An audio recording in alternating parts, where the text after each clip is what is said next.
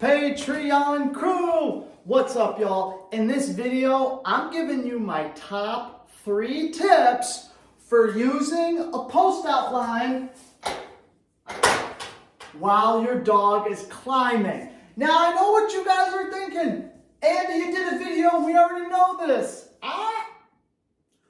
Whether your dog is new to training or whether they're a pro, I promise you, you guys don't know these 3 tips. People look at this setup, they see the clip in the wall, they see the climb here, they see the leash, they go, got it, Andy. Hook the leash to the wall, that way, dog can't leave climb. Got it. Next tip, there's more to it than that.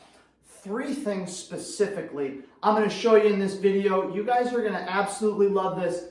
This is training like a pro. The first thing I'm using, this is about a 15-foot leash. Gifted to me by one of my amazing Patreon members named Julie. Thank you, Julie. Now, on this 15-foot leash, it has a ring and a little stopper on it. This is so the leash can also be used as a slip lead on a dog.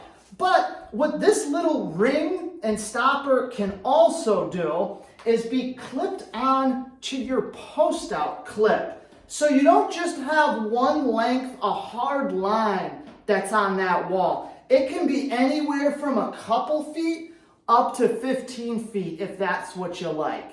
And it's all just going to depend on where your dog is with their training. So tip number 1 is using this system to get your dog going to the bed.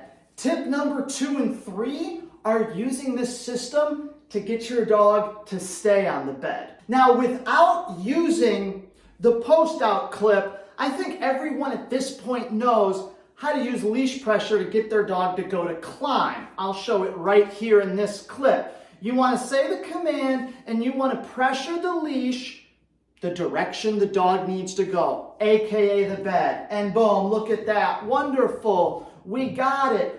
But now once we have that, we're going to have to ultimately transition to us standing there like a statue, saying a word, and the dog going to a climb. Guess what? That big motion you have to give with your arm, even taking a step towards the bed, that's a lot to fade out. That's a lot of help for a dog. You're gesturing over towards that bed for them. So a lot of times they follow that body language first. Now, that's a lot to fade out unless you have the post outline organized just like I do. Now, what this line allows us to do is pressure the dog away from us towards the bed without stepping towards the bed or extending our arms. Without this clip system, you would need 2 people for that. And guess what? You'd still have to fade out the second person. But this way,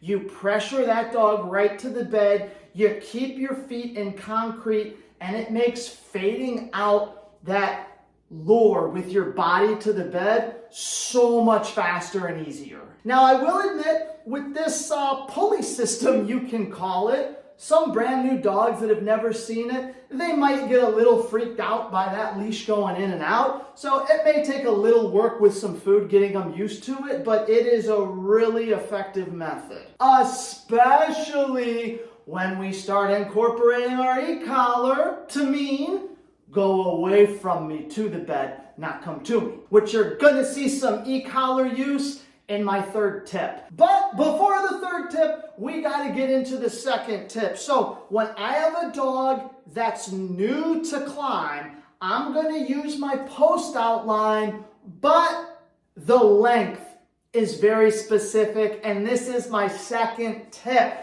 For a dog that is brand new to climbing, I'm gonna put that post outline on there. I'm gonna give them enough slack to where when they are on the bed, that leash is loose. But if they attempt to go forward and step off the bed, the leash becomes tight. Essentially, it applies pressure before they can make contact with the ground. So for a brand new dog, they're going, hey, maybe I can get off this now. And they go, oh, that wasn't right. And we can manage the mistakes a little better. We can expedite the learning process. Let's go into tip number 3 though. Your dog is a little more advanced with climb now. Maybe you've even started incorporating the e-collar.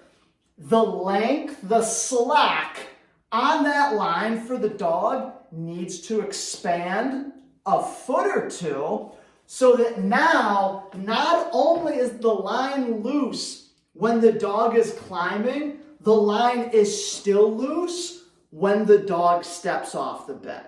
Now the line isn't so long to where they can totally walk away from the bed, but they can get all 4 feet off of that sucker. That's the amount of slack you want to have on the post outline for a more advanced dog that is being e-collar trained. And here's the exact reason why.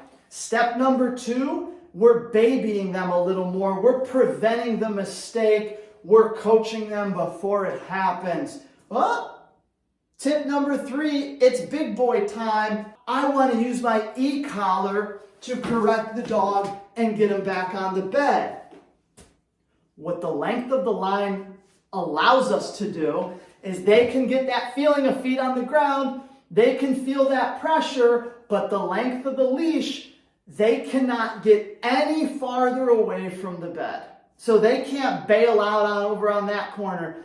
They have to feel the pressure, and then manage to get themselves back on the bed without assistance of the leash. Now the great part, going back to tip number 1, if the dog totally freaks out and just gets so lost with just the e-collar, they will not make their way back to the bed. That's when you pick up the other end of that leash, pressure towards you, which with our nice little pulley system, will pressure them back towards the bed and give them a little directional assistance without you having to go over there and pull all the way back towards that wall. So these are my top 3 tips for using the post outline on climb like a pro. It's more complicated than just tying your dog off to the wall. So as always, the leash is your friend, the e-collar is your friend, the climb's your friend. All my friends are pieces of training equipment. I'm very, very happy with that. Hope it helps, guys. Thanks again, Julie. We'll see you guys on the next video. Hey, what's up, everyone? If you made it this far into the video, I appreciate it very much. Thank you for watching. Hopefully that means you liked it. If you did, consider checking out my Patreon.